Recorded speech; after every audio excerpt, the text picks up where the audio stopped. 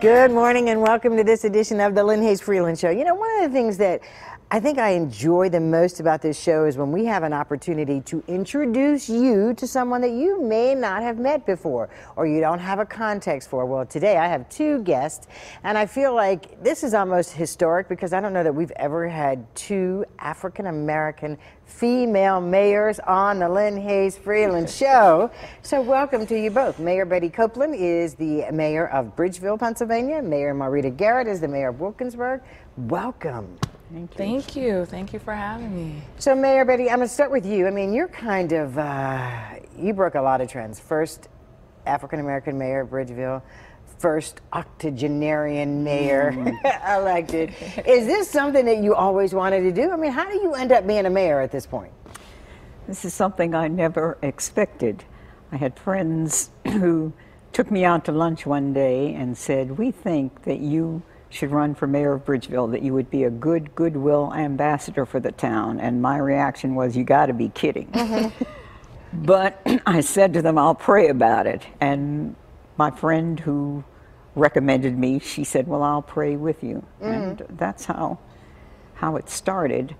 I was involved in a lot of volunteer things through the years, and that's what's led me to become the mayor of Bridgeville, my volunteer activities. Now, does that roll off of your tongue very easily? I'm Betty Copeland, the mayor of Bridgeville. No, it still seems strange to me, but I'm humbled and thankful that the people of Bridgeville did see something in me that they thought would be good for the town. Okay. What about you, Mayor Garrett? I mean, running for mayor, is that something that you always thought you would do? Definitely not. You know, kind of, as Mayor Copeland said, it was unexpected, or let me put it this way, if I hadn't been on council, definitely wouldn't have been in the cards. But once entering local politics, then you start kind of looking at the bigger picture of things. And the reason I even ran for council back in 2013 was, again, I saw a change or maybe a gap that needed to be fulfilled in our community. So then once getting on council, I saw where there could be a need to have maybe a proactive mayor, making sure we're getting resources into the community. Now, I look at your two towns, cities, Bridgeville, Wilkinsburg. Totally different set of challenges. Mayor Betty, Mayor Copeland, what do you see as the biggest challenge in Bridgeville? Our biggest challenge is getting people more involved with some of our local agencies that need volunteer help. Mainly, for me, we've been promoting the Southwest Meals on Wheels because they don't have any state or federal funding. Okay. So they do need help there. And there are some other agencies, but our police department is also actively involved in this month. They're raising canned goods for the Bridgeville Area Food Bank. They have a drive that goes for two weeks. So we're anxious to promote that as well. Now, let me ask you this, because as a news reporter, I tend to look at areas, and I'm going to come back to the biggest challenges in Wilkinsburg in a minute. I look at areas and I say, oh yeah, nothing must ever happen here because I've never been there before. You don't have much crime in Bridgeville, correct?